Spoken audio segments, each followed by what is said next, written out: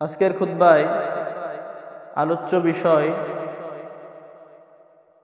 কিয়ামতের সেই কঠিন ময়দানে আল্লাহ রাব্বুল আলামিন 7 শ্রেণীর মানুষকে আরশের ছায়ায় স্থান দিবেন। সেই কঠিন দিনে, যেই দিন সূর্য 1 হাত বা 1 বিঘত পরিমাণ উপরে থাকবে, মাথার মগজ খুলে খুলে পড়ে যাবে, সেই কঠিন দিনে যে 7 শ্রেণীর মানুষকে আল্লাহ সুবহানাহু ওয়া তাআলা আরশের ছায়ায় স্থান দিবেন, তারা কারা? আজকের আলোচ্য বিষয় সেই 7 শ্রেণীর লোক কারা। আবু হুরায়রা রাদিয়াল্লাহু তাআলা আনহু قال قال رسول الله صلى الله عليه وسلم سبعة يظلهم الله في ظله يوم لا ظل إلا ظله। আবু হুরায়রা রাদিয়াল্লাহু আনহু থেকে বর্ণিত, তিনি বলছেন রাসূল সাল্লাল্লাহু আলাইহি ওয়াসাল্লাম বলেছেন, কিয়ামতের সেই কঠিন ময়দানে 7 শ্রেণীর মানুষকে আল্লাহ সুবহানাহু ওয়া তাআলা আরশের ছায়ায় স্থান দিবেন। সেই দিন আল্লাহ সুবহানাহু ওয়া তাআলা সেই আরশের ছায়ার স্থান ছাড়া অন্য কোনো স্থান থাকবে না। সেই 7 শ্রেণীর প্রথম হচ্ছে ইমামুন আদিল, একজন ন্যায়পরায়ণ শাসক। ন্যায়পরায়ণ শাসক বলতে এখানে শুধুমাত্র প্রধানমন্ত্রী, রাষ্ট্রপতি, যারা দেশ চালায়, পৃথিবী চালায়, বিশ্ব চালায়, যারা, তারাই শুধু উদ্দেশ্য তা নয়। রাসূল সাল্লাল্লাহু আলাইহি ওয়াসাল্লাম অন্য একটি হাদিসের মধ্যে বলছেন, ইবনে উমর রাদিয়াল্লাহু তাআলা আনহু قال قال رسول الله صلى الله عليه وسلم কুল্লুকুম রাইন ওয়া কুল্লুকুম মাসউলুন আন রাইয়াতিহি। ইবনে উমর রাদিয়াল্লাহু আনহু থেকে বর্ণিত, তিনি বলছেন রাসূল সাল্লাল্লাহু আলাইহি ওয়াসাল্লাম বলেছেন, পৃথিবীর মানুষ শোনো, কুল্লুকুম রাইন, তোমরা প্রত্যেকেই দায়িত্বশীল, তোমরা প্রত্যেকেই ইমাম, তোমরা প্রত্যেকেই নিজ নিজ জায়গা থেকে তোমরা দায়িত্বশীল। ফাকুল্লুকুম মাসউলুন আন রাইয়াতিহি, শুনে রাখো, তোমাদের প্রত্যেক নিজ দায়িত্ব যেটা, সেই দায়িত্ব সম্পর্কে তোমাদেরকে কিয়ামতের দিন জিজ্ঞাসাবাদ করা হবে। সেখানে আল্লাহ রাসূল সাল্লাল্লাহু আলাইহি ওয়াসাল্লাম কিছু উল্লেখ করেছেন কে কিভাবে দায়িত্বশীল। ফাল ইমামুল্লাযী ইলান নাসি রাইন, একজন শাসক, সে তার গোটা দেশের জন্য, সে তার পরিচালক, সে তার তত্ত্বাবধায়ক, সে দেশ চালাবে, পুরো দেশের মানুষের সে শাসক, সে একজন শাসক। ওয়া হুয়া মাসউলুন আন রাইয়াতিহি, সে দেশ চালাচ্ছে, কিভাবে চালাচ্ছে, সেটার ভিত্তি কোনটা, সেটার ভিত্তি কি কোরআন হাদিস, সেটার ভিত্তি কি আল্লাহ রাসূলের সুন্নাত, সেটার ভিত্তি কি কোরআনের দেওয়া পথ নির্দেশনা, নাকি ব্রিটিশদের, ইহুদি খ্রিস্টানদের পথ নির্দেশনা, সেই সম্পর্কে তাদেরকে জিজ্ঞাসাবাদ করা হবে। এরপর আল্লাহ রাসূল সাল্লাল্লাহু আলাইহি সাল্লাম বলছেন, ওয়ার রাজুলু রাইন আলা আহলি বাইতিহি, একজন ব্যক্তি তার পরিবারের কাছে দায়িত্বশীল। কিভাবে দায়িত্বশীল? একজন ব্যক্তি তার পরিবারকে কিভাবে চালাবে, তার মেয়েকে কিভাবে শাসন করবে, তার ছেলেকে কিভাবে বড় করবে, লালন পালন কিভাবে করবে, এই ব্যাপারে এই ব্যক্তিটাও তার পরিবারের জন্য দায়িত্বশীল। ওয়া হুয়া মাসউলুন আন রাইয়াতিহি, আর এই দায়িত্ব সম্পর্কেও তাকে জিজ্ঞাসাবাদ করা হবে। ওয়াল মারআতু রাইয়াতুন আলা আহলি বাইতি যাওজিহা ওয়া ওয়ালাদিহি, এবং একজন মহিলা, একজন স্ত্রী, সে তার স্বামীর বাড়ির ব্যাপারে দায়িত্বশীল এবং তার সন্তানের ব্যাপারে দায়িত্বশীল। স্বামী হয়তো ব্যস্ত থাকবে, কোথায় থাকবে, তার কাজে জীবিকা নির্বাহের জন্য হয়তো দূরে থাকবে। এই জন্য পরিবারের দায়িত্বের আরেকটি মাপকাঠি হচ্ছে, আরেকটি দায়িত্ব যার উপর পড়ে যায়, সেটা হচ্ছে একজন বাড়ির স্ত্রী বা মহিলা যিনি থাকেন, সে তার সন্তানকে কোন দিকে নিয়ে যাবে ছোটবেলায় তাকে কি শিক্ষা দিবে, এই শিক্ষা যদি নিজের মধ্যে না থাকে তাহলে আমি আমার সন্তানকে কিভাবে কি শিক্ষা দিব? সেই জন্যই বাক্যে বলা হয়, শিক্ষিত মা আলোকিত ঘর। শিক্ষিত মা আলোকিত ঘর। মা যদি শিক্ষিত হয় তাহলে ঘরটা আলোকিত হয়। ছেলেকে কি শিক্ষা দিতে হবে সেটা যদি তার জানা থাকে তাহলে সে সহজেই শিখাতে পারবে। সম্মানিত মুসল্লিবৃন্দ, এইভাবে আল্লাহ রাসূল সাল্লাল্লাহু আলাইহি ওয়াসাল্লাম আরেকজন ব্যক্তির কথা বললেন, ও আব্দুর রজুলি রাইন, একজন বাড়ির পরিচারক, কর্মচারী, একজন খাদেম, কাজের লোক, সেও তার আলা মালি সাইয়্যিদিহি, তার যে মালিক রয়েছে, তার যে বস রয়েছে, তার মালের ব্যাপারে সে দায়িত্বশীল। কিভাবে দায়িত্বশীল? আপনি বড় বিজনেস করেন, আপনার বড় ব্যবসা, আপনি একা সামলাতে পারেন না, আপনি লোক নিয়োগ দিয়েছেন, সেই ব্যক্তিও আপনার সম্পদের ব্যাপারে সে দায়িত্বশীল। সে আপনার সম্পদকে সঠিকভাবে সে যত্নবান হচ্ছে কিনা, আমানতদারিতার সাথে সে এগুলা পরিচালনা করতেছে কিনা, সেই ব্যাপারে সে দায়িত্বশীল। আর এই দায়িত্ব সম্পর্কে তাকে অবশ্যই জিজ্ঞাসাবাদ করা হবে। সর্বশেষ আল্লাহ রাসূল সাল্লাল্লাহু আলাইহি ওয়াসাল্লাম বললেন, আলা কুল্লুকুম রাইন ওয়া কুল্লুকুম মাসউলুন আন রাইয়াতিহি, শুনে রাখো, সাবধান, সাবধান থাকো তোমরা দায়িত্বের ব্যাপারে। সকল মানুষ তার নিজ নিজ জায়গা থেকে কোনো না কোনো দিক থেকে সে নিজেকে দায়িত্বশীল মনে করতেই হবে। দায়িত্বশীল ছাড়া একজন পুরুষ, একজন মেয়ে কিভাবে দায়িত্বশীল ছাড়া, নিজের ব্যাপারেও তো নিজে দায়িত্বশীল হওয়া উচিত। আমি আমার জীবনকে কিভাবে পরিচালনা করব, আমি কিভাবে দুনিয়াতে চলাচল করব, আমার দায়িত্ব আমার নিকট রয়েছে। আমার হিসাব অন্যজন কেউ দিবে না। আমার ব্যাপারে আমার দায়িত্ব রয়েছে। আমি পৃথিবীতে আল্লাহর কোরআন অনুযায়ী আর নবী রাসূল সাল্লাল্লাহু আলাইহি ওয়াসাল্লামের সুন্নাহ অনুযায়ী আমি জীবনকে পরিচালনা করব, এই ব্যাপারে আমার দায়িত্ব রয়েছে। সম্মানিত মুসল্লিবৃন্দ, এইভাবে আমাদের ইমামুন আদিল বলতে প্রত্যেক মানুষকেই বোঝানো হয়েছে। প্রত্যেক মানুষই তার নিজ নিজ জায়গা থেকে সে দায়িত্বশীল, আর তার দায়িত্ব সম্পর্কে জিজ্ঞাসা করা হবে। সম্মানিত মুসল্লিবৃন্দ, একবার আপনি চিন্তা করুন, আপনি বাবা হয়েছেন, আপনার বাবা হওয়া সত্ত্বেও আপনি আপনার সন্তানকে কিভাবে লালন পালন করছেন। আপনার সন্তান কিসের মধ্যে ঢুকে যাচ্ছে, আপনি প্রাপ্তবয়স্ক হওয়া সত্ত্বেও তাকে বিয়ে দিচ্ছেন না তার জীবিকা খাওয়ার জন্য, অথবা তাকে হেলায় ফেলায় দেখছেন, তারপরও আপনি তাকে শাসন করছেন না।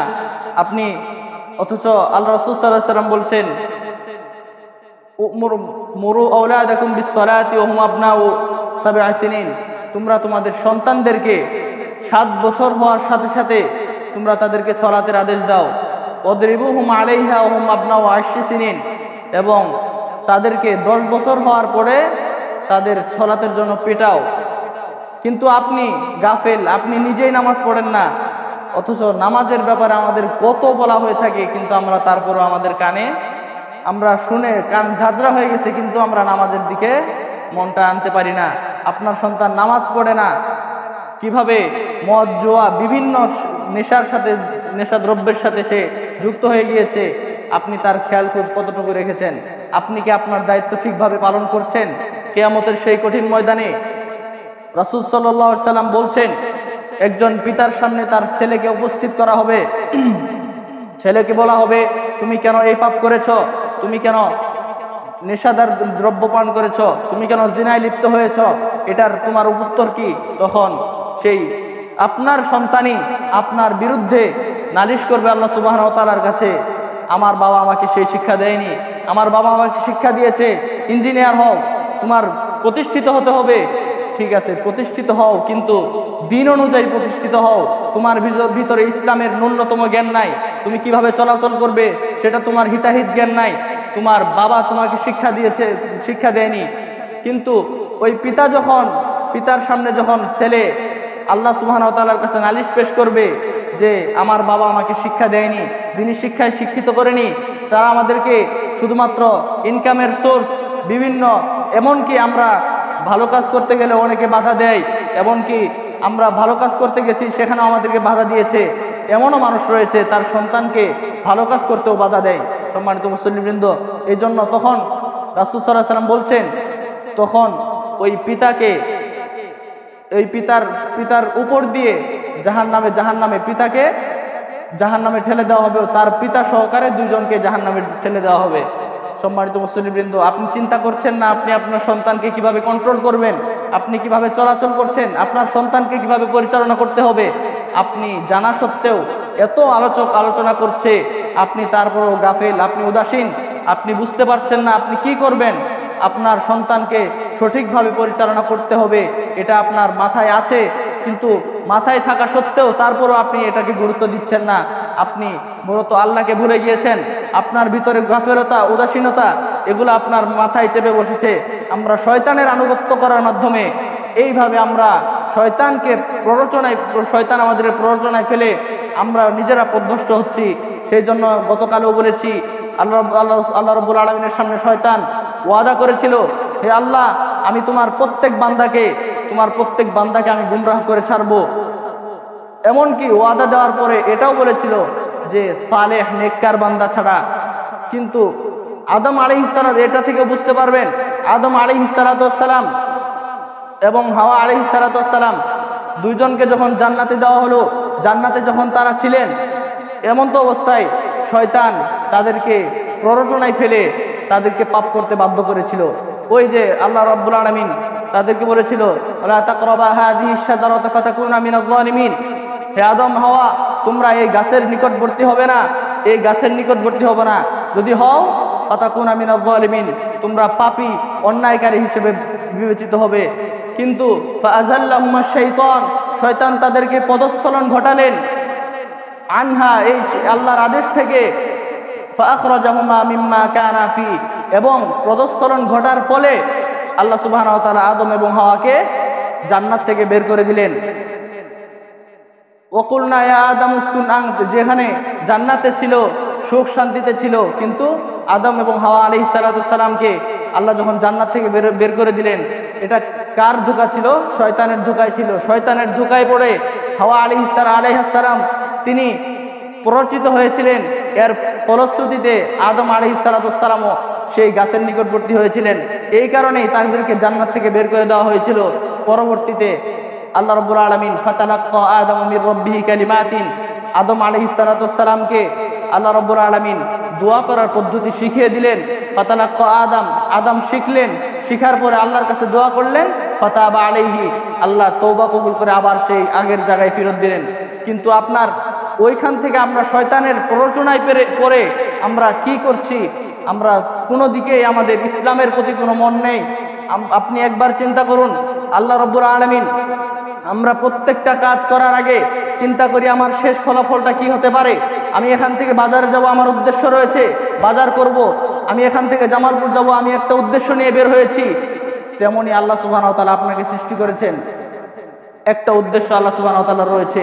আল্লাহ সুবহানাহু ওয়া তাআলা সূরা যারিয়াতের 56 নম্বর আয়াতে বলছেন, ওমা খলাকতুল জিন্না ওয়াল ইনসা ইল্লা লিয়াবুদুন, আমি মানুষ এবং জিন জাতিকে সৃষ্টি করেছি একমাত্র আমার উদ্দেশ্যে, আমার ইবাদত করার উদ্দেশ্যে।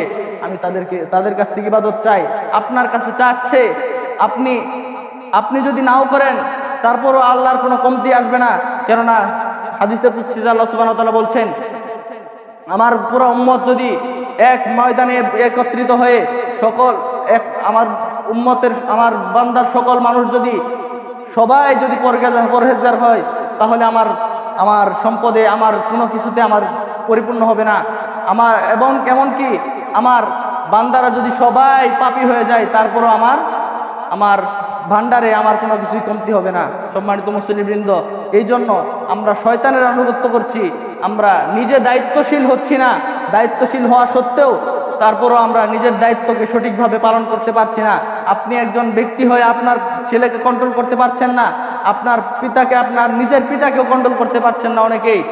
এমনকি আপনি চিন্তা করছেন না আমার শেষ ফলাফল কি হবে। আপনি এখান থেকে বাজারে গেলেন, আপনার উদ্দেশ্য, আপনার সফল একটা উদ্দেশ্য নিয়ে বের হয়েছেন, কিন্তু আপনি চিন্তা করছেন না আপনি যে কাজ করতেছেন আপনার পরবর্তী ফলাফল কি হতে পারে। এখন তো আমার দুনিয়ার জীবন হয়তো 70 বছর 80 বছর আমি হয়তো কোনোভাবে পার করে দিলাম, কিন্তু আপনার মৃত্যুর পরে হাজার কোটি কোটি বছর পরে রয়েছে। আপনি তখনের শান্তি, এই সীমিত সময়ের শান্তি আপনি খুঁজে নিচ্ছেন, কিন্তু পরকালের শান্তি আপনি খোঁজার চেষ্টাও করছেন না। সম্মানিত উপস্থিতি, এই জন্য প্রত্যেক মানুষকে নিজ নিজ উদ্যোগে নিজের দায়িত্বকে সঠিকভাবে পালন করার চেতনা রাখতে হবে। আপনি আপনার সন্তানকে কিভাবে মানুষ করতে হবে, কিভাবে দিনের পথে আনতে হবে, আপনার দায়িত্ব। ছেলে কথা শুনবে না, আপনি কেমন বাপ? আপনার কথা ছেলে কেন শুনবে না? আপনি কেমন বাপ হলেন? আপনি নিজে যদি নামাজ পড়েন না, আপনার ছেলে কিভাবে নামাজ পড়বে? আপনি নিজে যদি পাপ কাজে লিপ্ত হন, আপনি নিজে যদি বিড়ি সিগারেট খান, আপনার ছেলে তো আপনার সামনে বিড়ি সিগারেট খাবেই, এটা স্বাভাবিক কথা। আপনার থেকেই তো শিখেছে সিগারেট খাওয়া, বিড়ি সিগারেট খাওয়া। আপনি তো শিখাচ্ছেন, আপনি আপনার ছেলেকে শিখাচ্ছেন। আপনি আপনার ছেলেকে 10 টাকা দিয়ে বলছেন, ছেলে যা একটা সিগারেট নিয়ে আসে। এইভাবে আপনি নিজেই আপনার ছেলেকে শিখাচ্ছেন সিগারেট কিভাবে খাইতে হয়, কিভাবে অন্যকে পাপের প্রতি আকৃষ্ট করতে হয়। আপনি নিজের ছেলেকে আপনি পাপের দিকে ঠেলে দিচ্ছেন। আপনি চিন্তা করেন, আরশের ছায়া স্থান পাওয়া এত সহজ নয়, আবার এত কঠিনও নয়। আপনি নিজের দায়িত্ব যদি আপনি নিজে সঠিকভাবে পালন করতে পারেন, আপনার আরশের ছায়া স্থান মিলবে। যেহেতু আল্লাহ রাসূল সাল্লাল্লাহু আলাইহি ওয়াসাল্লাম বলছেন 7 শ্রেণীর মানুষকে আল্লাহ সুবহানাহু ওয়া তাআলা ছায়া স্থান দিবেন আরশের ছায়ায়। এর মধ্যে 1 নম্বরে আপনি আছেন। আপনি নিজ দায়িত্ব সঠিকভাবে পালন করুন। তাহলে আপনার দায়িত্বের ব্যাপারে যদি আপনি সঠিকভাবে পালন করতে পারেন, তাহলে আপনার আরশের ছায়া স্থান মিলবে।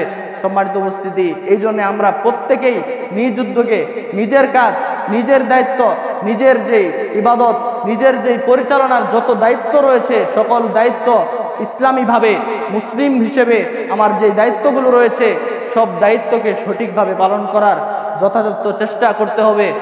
চেষ্টার বাইরে আল্লাহ সুবহানাহু ওয়া তাআলা আপনাকে চাপিয়ে দেন না। আপনি যেটা পারেন না, আপনার হচ্ছে না, যেটা আপনি পারেন না, সেই জন্য আল্লাহ রাব্বুল আলামিন যারা পারে না, অসুস্থ, বৃদ্ধ, তাদের জন্য আলাদা রুখসাত, তাদের জন্য আলাদা ছাড় রেখেছেন। কিভাবে আপনি সালাত আদায় করবেন? আপনি দাঁড়িয়ে সালাত আদায় করতে পারেন না, আপনি বসে করেন, বসে করতে পারেন না, শুয়ে পড়েন, শুয়েও পড়তে পারেন না, ইশারায় পড়েন। আপনার কত মাধ্যম রয়েছে, কিন্তু আল্লাহ সুবহানাহু ওয়া তাআলার কাছে একটাবার আপনি নত হয়ে আপনি বলেন, আল্লাহ আমাকে ক্ষমা করো। এই জিনিসটা আল্লাহ সুবহানাহু ওয়া তাআলা অনেক চায়। আমরা হয়তো দুনিয়ার মানুষ কারো কাছে কিছু চাইলে সেটা দিয়ে দেন, 1-2 বার দিলে দিয়ে দেন, কিন্তু তৃতীয়বার চতুর্থবার তাদের কাছে গেলে আর এই জিনিসটা পাওয়া যায় না। কিন্তু আল্লাহ সুবহানাহু ওয়া তাআলা আপনার কাছে, এমনকি শেষ রাত্রে এসে আপনার কাছে এসে আপনার আল্লাহ সুবহানাহু ওয়া তাআলা নিজে এসে বলছে, আমার কোন বান্দা তুমি পাপী রয়েছো, আমার কাছে ক্ষমা চাও, আমি তোমাদেরকে ক্ষমা করে দেবো। কাদের ধন সম্পদ দরকার, আমার কাছে চাও, আমি তোমাদেরকে দিয়ে দেব। কাদের দরকার, ডাকো আমাকে, আমি তোমাদের ডাকে সাড়া দিব। কিন্তু আপনি আপনার কোনো ভিতরে কাজ করে না, আমার কি করতে হবে? সম্মানিত উপস্থিতি, সেই জন্য প্রত্যেক মানুষকে নিজ দায়িত্বে, নিজ উদ্যোগে সকল কাজ, আপনার যে দায়িত্ব রয়েছে সেগুলো সঠিকভাবে পালন করবেন। সম্মানিত উপস্থিতি, এটা হচ্ছে 1 নাম্বার পয়েন্ট। 7 শ্রেণীর 1 নাম্বার হচ্ছে প্রত্যেকেই নিজ নিজ জায়গা থেকে দায়িত্বশীল, আর সেই দায়িত্ব সম্পর্কে আল্লাহ সুবহানাহু ওয়া তাআলা জিজ্ঞাসা করবেন। সম্মানিত উপস্থিতি, দ্বিতীয় পয়েন্ট হচ্ছে ওয়াশাবুন নাশা ফি ইবাদাতিল্লাহ। দ্বিতীয় স্থান যারা পাবে সেটা হচ্ছে যুবক। যারা যুবক, এই যুবক ব্যক্তি যে তার যৌবনকালকে ইবাদাতিল্লাহ, আল্লাহর ইবাদতে কাটিয়েছে। সম্মানিত উপস্থিতি, ইবনে মাসউদ রাদিয়াল্লাহু তাআলা আনহু বলছেন, রাসূল সাল্লাল্লাহু আলাইহি ওয়াসাল্লাম বলেছেন, লা তাজুলু কদম ইবনে আদম ইয়াউমাল কিয়ামাতি মিন ইনদি রাব্বিহি হাত্তা ইউসআল আন খামসিন। কিয়ামতের সেই কঠিন ময়দানে কোনো বান্দা 5টি প্রশ্নের উত্তর না দিয়ে 1 পা আগাতে পারবে না। 1 নাম্বার হচ্ছে আন উমরিহি ফিমা আফনাহু, সে তার জীবন সম্পর্কে জিজ্ঞাসা করা হবে, তুমি তোমার জীবনকে কিভাবে কাটিয়েছ, কিভাবে তুমি তোমার জীবনকে পরিচালনা করেছ, তুমি কি আল্লাহর ইবাদতে কাটিয়েছ নাকি মদ মস্তি এই নানান পাপাচারে লিপ্ত হয়েছিলে। 2 নাম্বার হচ্ছে ওয়ান শাবাবিহি ফিমা আফনাহু, তুমি তোমার যৌবনকালকে কিভাবে কাটিয়েছ, তুমি কি আল্লাহর ইবাদতে কাটিয়েছ নাকি মঞ্চ ক্লাবে বিভিন্ন নাচ গানের উৎসবে কাটিয়েছ, তুমি কি মাহফিলে গিয়েছ নাকি নাট্য মঞ্চে বিভিন্ন গীতিগাতার ও অনুষ্ঠানে তুমি গিয়েছ। 3 নাম্বার হচ্ছে ওয়ান মালিহি মিন আইনা ইকতাসাবাহু, তুমি তোমার সম্পদকে কোথা থেকে অর্জন করেছ। 3 নাম্বার, তুমি তোমার সম্পদকে তুমি কি হালাল ভাবে উপার্জন করেছো নাকি হারাম ভাবে উপার্জন করেছো। তুমি তোমার সম্পদকে যদি হারাম ভাবে উপার্জন করো, তাহলে তোমার শরীর হারাম দ্বারা গঠিত হয়েছে। যেহেতু আল্লাহ রাসূল সাল্লাল্লাহু আলাইহি ওয়াসাল্লাম অন্যত্র হাদিসে বলছেন, এক লোক সে উস্কো ফুস্কো চুল, তার ধুলোমলিন চেহারা, সে আল্লাহর কাছে যদি দোয়া করে বলে যে আল্লাহ তুমি আমাকে ক্ষমা করো, অথচ মাতা আমুহু হারামুন, তার খাদ্য হারাম, ও মালবাসুহু হারামুন, হারাম পোশাক পরে, ও গুদিয়া বিল হারাম, তার জীবনটাই পরিচালিত হয়েছে হারাম দ্বারা, ফাআন্না ইস্তাজাবু লাহু, সে তার দোয়াকে কিভাবে কবুল করাবে? আপনি আপনার যদি হারাম দ্বারা শরীর গঠিত হয়ে থাকে, তাহলে আপনার রবের কাছে আপনি কিভাবে মাপ পাবেন? সম্মানিত উপস্থিতি, 4 নাম্বার হচ্ছে ওয়াফিমা আনফাকহু, সম্পদ যে কামাই করেছিলে সেটা তো হারাম উপার্জনে করেছো নাকি হালাল উপার্জনে করেছো, এবং সেটাকে খরচ কোথায় করেছো? যেটাকে হালালভাবে উপার্জন করেছো সেটা আবার কোথায় খরচ করেছো? হালাল জায়গায় খরচ করেছো, নাকি নাট্যমঞ্চের ওখানেই তুমি ডোনেশন করেছো, নাকি বিভিন্ন অনুষ্ঠানে যেগুলা ইসলাম বিরোধী সেখানে তোমরা খরচ করেছো?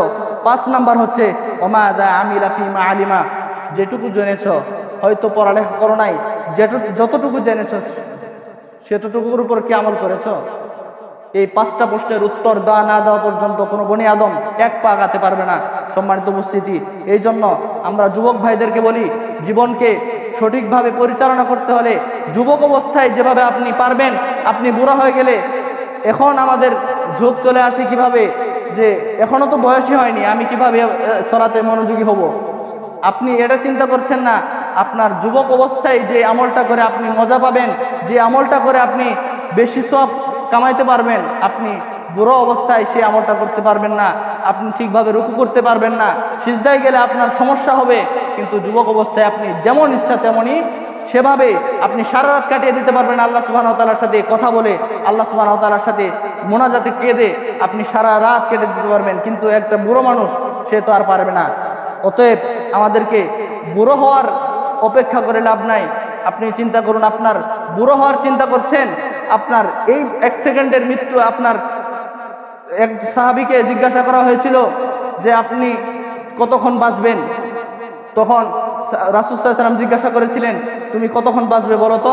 তখন সেই সাহাবী উত্তর দিয়েছিলেন, জোহরের সালাত আদায় করেছি, আসরের সালাত আদায় করতে পারবো কিনা। এবং আল্লাহ রাসূল সাল্লাল্লাহু আলাইহি ওয়াসাল্লাম তখন আবার উমর রাদিয়াল্লাহু আনহুকে জিজ্ঞাসা করেছিলেন যে উমর তুমি কতক্ষণ বাঁচবে? তখন উমর রাদিয়াল্লাহু তাআলা আনহু বলছেন, জোহরের আসরের প্রথম সালাম ফিরিয়েছি, দ্বিতীয় সালাম ফিরাতে পারবো কিনা এই গ্যারান্টি আমার কাছে নেই। কিন্তু আপনি চিন্তা করছেন আপনি বুড়ো হয়ে সালাত আদায় করবেন, আপনার মৃত্যু কাছে চলে এসেছে, আপনি এটা জানেন না। যেমনই আপনারা হয়তো জানেন, গতকালে ছয়টা মানুষ গতকালে ইন্তেকাল করেছেন। একবারে চোখের সামনে দেখা জিনিস আমি দেখে আসলাম, 4টা লাশ পড়ে আছে। আপনি ওই মানুষটি ভেবেছিল মধুপুর থেকে যখন উঠেছে সিএনজি ওঠার পর ফলমূল নিয়ে আসতেছে, ও কি ভেবেছিল আজকে আমার মৃত্যু হবে, আজকে আমার সময়টা চলে যাবে, আজকে আমার চিরজীবনের জন্য আমি নিঃশেষ হয়ে যাব, আমার ভিতর থেকে রূহ বের হয়ে যাবে, আমার মাথাটা দ্বিখণ্ডিত হয়ে যাবে। এটা কি সে ভেবেছিল? সে ভাবেনি। সে ভাবেছিল আমি জামালপুর যায় পৌঁছবো, বিভিন্ন উদ্দেশ্য নিয়ে সে বড় আগাচ্ছিল। কিন্তু মধ্যপথে দিকপাইতের ওখানেই সে ট্রাকের নিচে পড়ে তার মাথাটাও নাই। কি এক বাজে অবস্থা, 4টা লাশ কিভাবে পড়ে আছে। সম্মানিত উপস্থিতি, এই জন্য আপনার জীবনের একটা সেকেন্ডের আপনি মূল্য দিতে শিখেন, কেননা আপনি একটা সেকেন্ড পর আপনার রূহকে আটকিয়ে রাখতে পারবেন কিনা আপনার এই চিন্তা করতে হবে। সম্মানিত উপস্থিতি, সেই জন্য যুবক ভাইদের বলি, তোমরা কাজে কর্মে কুরআন সুন্নাহকে সঠিকভাবে পালন করার তোমাদের যথাসাধ্য তোমাদের সেই রয়েছে, হিম্মত রয়েছে। তুমি যদি চেষ্টা করো তাহলে তুমি হতে পারবে। তুমি শয়তানের প্ররোচনায় না পড়ে আল্লাহ রাসূল সাল্লাল্লাহু আলাইহি ওয়াসাল্লামের বিধিবিধান, আল্লাহ সুবহানাহু ওয়া তাআলার বিধিবিধান সকল কিছুকে বাস্তবায়ন করার চেষ্টা করো। সম্মানিত উপস্থিতি, এই হচ্ছে 2 নাম্বার পয়েন্ট। 1 নাম্বার পয়েন্ট, নিজ নিজ দায়িত্বশীল প্রত্যেকেই সেই নিজ নিজ দায়িত্ব সম্পর্কে জিজ্ঞাসা করা হবে। আর এই লোক যদি দায়িত্ব পালন করতে পারে তাহলে সে আরশের ছায়ায় স্থান পাবে। 2 নাম্বার যেটা বললাম, শাবুন নাশা ফি ইবাদাতিল্লাহ, একজন যুবক সে তার জীবনকে আল্লাহর রাস্তায় কাটাবে, এটাই হচ্ছে 2 নাম্বার। আর 3 নাম্বার হচ্ছে ওয়ারজুলুন কলবুহু মুআল্লাকুম বিল মাসাজিদ। 3 নাম্বার পয়েন্ট হচ্ছে, 3 নাম্বার যে ব্যক্তি আরশের ছায়ায় স্থান পাবে সেই ব্যক্তি হচ্ছেন যার অন্তরটা মসজিদের সাথে সম্পৃক্ত থাকে। সে আসর জোহরের সালাত আদায় করেছে, চিন্তা করবে আসরের সালাতের সময় কি হয়ে গেল। এরকম তার মসজিদের সাথে সব সময় সম্পর্ক থাকবে। আপনাকে কেউ রিজিক কামাই করতে আপনাকে আপনি আপনাকে নিষেধ করেনি। আল্লাহ রাব্বুল আলামিন সূরা জুমার মধ্যে বলছেন, ফাইযা কুদিয়াতিস সালাতু ফান্তাশিরু ফিল আরদ, যখন সালাত শেষ হয়ে যায়, ফান্তাশিরু ফিল আরদ, তোমরা রিজিকের জন্য বের হয়ে যাও। ফান্তাশিরু ফিল আরদ, জমিনে ছড়িয়ে পড়ো, জমিনে ছড়িয়ে পড়ো। ওয়াবতাগু মির রিজকিল্লাহ ওয়াবতাগু মিন ফাদলিল্লাহ, এবং তোমরা রিজিকের তালাশ করো। আপনাকে জীবিকা নির্বাহের জন্য আল্লাহ সুবহানাহু ওয়া তাআলা নিষেধ করে নাই, কিন্তু আপনি সারাদিন 24 ঘন্টার মধ্যে 5টা ওয়াক্ত সালাত আপনি ঠিকমতো আদায় করতে পারছেন না। এটা আপনার কেমন হতে পারে? 24 ঘন্টার মধ্যে যেই ব্যক্তি, যেই আল্লাহ সুবহানাহু ওয়া তাআলা আপনাকে সৃষ্টি করলেন, সেই আল্লাহ সুবহানাহু ওয়া তাআলার জন্য 24 ঘন্টার মধ্যে 1টা ঘন্টা আমরা দিতে পারি না। এটা আমাদের বড় দুর্ভোগ। আমরা এতবার কত জায়গায় কত আলেম, কত আলোচক, কত বড় বড় প্রখ্যাত মুহাদ্দিসরা আপনাকে বলে যাচ্ছে যে সালাত সালাত সালাত না পড়লে আপনার কাফের হয়ে যাবেন, সালাত না পড়লে আমাদের শাস্তি অনেক। কিন্তু আমাদের কানের মধ্যে এটা প্রবেশ করছে ঠিকই, কিন্তু আমরা ওই বনী ইসরাঈলদের মতো মুসা আলাইহিস সালামকে বলেছিল, মুসা আলাইহিস সালাম যখন আলোচনা করতেন তখন তারা শুনতো, ইহুদিরা শুনতো এবং বলতো সামিআনা ওয়া আসাইনা। মুসা শুনো, সামিআনা, আমরা কথাগুলো শুনলাম, ওয়া আসাইনা, কিন্তু মানবো না, সবগুলো আমরা নাফরমানি করলাম। সম্মানিত উপস্থিতি, আমাদের কথা তো ঠিক তাদের মতোই হলো, বনী ইসরাঈলদের মতোই হলো। আমরাও আমাদের বক্তাদের আলোচকদের আলোচনা শুনছি, আযাবের কথা শুনছি, কিন্তু আমাদের মাথায় চিন্তা নেই, আমাদের মাঝে গাফলতি, উদাসীনতা আমাদের মাঝে গেড়ে বসেছে। আমি চিন্তা করি না আমার পরবর্তী সময় আমাকে কিভাবে কাটাবো, আমি কিভাবে থাকবো, আমার সুখ কোথায়, আপনি এটা চিন্তা করতে পারছেন না। সম্মানিত উপস্থিতি, এই জন্য ইবনে মাকতুম, আব্দুল্লাহ ইবনে উম্মি মাকতুম, একজন অন্ধ সাহাবী, রাসূল সাল্লাল্লাহু আলাইহি সাল্লামকে বলছেন, আন ইবনে উম্মি মাকতুম আন্নাহু সাআলা রাসূলুল্লাহ সাল্লাল্লাহু আলাইহি সাল্লাম। আব্দুল্লাহ ইবনে উম্মি মাকতুম, যিনি রাসূল সাল্লাল্লাহু আলাইহি সাল্লামের মুয়াজ্জিন ছিলেন, তিনি এসে রাসূল সাল্লাল্লাহু আলাইহি সাল্লামকে জিজ্ঞাসা করছেন, ইন্নী রাজুলুন দরিরুল বসর, আমি একজন অন্ধ লোক, শাসিউদ দার, আমার বাড়ি থেকে মসজিদ অনেক দূরে, ওয়ালি কাঈদুন, আমার একটা খাদেমও রয়েছে, আমার যে পথ চালিয়ে দেয় সেও রয়েছে, লা ইউলাইমুনি, কিন্তু সে আমাকে মানে না। ফাহাল্লি রুখসাতান আন উসাল্লিয়া ফি বাইতি, আমার কি কোনো ছাড় আছে আমি মসজিদে না গিয়ে বাড়িতে সালাত আদায় করব? তখন রাসূল সাল্লাল্লাহু আলাইহি ওয়াসাল্লাম বললেন, হাল তাসমাউন নিদা, তুমি কি আযান শুনতে পাও? ক্বালা, আব্দুল্লাহ ইবনে মাকতুম উত্তর দিলেন, হ্যাঁ আমি আযান শুনতে পাই। ক্বালা, রাসূল সাল্লাল্লাহু আলাইহি ওয়াসাল্লাম তখন বললেন, লা আজিদু লাকা রুখসাতান, আমি তোমার জন্য কোনো ছাড় খুঁজে পেলাম না। সেই সাহাবীকে আল্লাহ রাসূল সাল্লাল্লাহু আলাইহি ওয়াসাল্লাম নির্দেশ দিয়েছিলেন, বাড়ি থেকে মসজিদ পর্যন্ত একটা রশি টানিয়ে নাও, রশি টানিয়ে নিয়ে তুমি ওখান দিয়ে ওই রশি ধরে ধরে মসজিদে আসবা, তারপরও তোমার ছাড় নাই। আর আপনি চক্ষুষ্মান মানুষ, আপনি দেখেন, সবই বুঝেন, আলোচকদের কথা শুনতেছেন, কিন্তু আপনার মাথায় এটা নাই আমাকে সালাত আদায় করতে হবে, আমাকে ইসলামের বিধিবিধান পালন করতে হবে, এটা আমাদের মাথায় নাই। সম্মানিত উপস্থিতি, সবগুলো হয়তো বলা সম্ভব হলো না, বাকি পরবর্তী আলোচনা ইনশাআল্লাহ শেষ করে দেব। আমরা আজকে 3টা বললাম। 1 নাম্বার হচ্ছে প্রত্যেক মানুষই তার প্রত্যেক নিজ জায়গা থেকে প্রত্যেকেই তার নিজের জন্য দায়িত্বশীল। আপনি আপনার দায়িত্ব সম্পর্কে সঠিকভাবে পালন করছেন কিনা, আপনি এটাকে নিজেকে মুহাসাবা, নিজেকে হিসাব নেন, নিজের হিসাব নিজে নেন। আমি আমার জীবনকে সঠিকভাবে পরিচালনা করতে পারছি কিনা, আমার দায়িত্বকে আমি সঠিকভাবে পালন করছি, 1 নাম্বার। 2 নাম্বার হচ্ছে ওয়াশাবুন নাশা ফি ইবাদাতিল্লাহ, আল্লাহর ইবাদতে, যুবকরা আল্লাহর ইবাদতে কাটাবে, এই যুবককে আল্লাহ সুবহানাহু ওয়া তাআলা আরশের ছায়ায় স্থান দিবেন। 3 নাম্বার, ওই ব্যক্তি যিনি মসজিদের সাথে সম্পর্ক রাখবেন, সব সময় মসজিদের জন্য অপেক্ষা করবে, কখন আসরের আজান হবে, কখন মাগরিবের আজান হবে, আমি মসজিদে সালাত আদায় করব, এই এই আশা নিয়ে বসে থাকবে।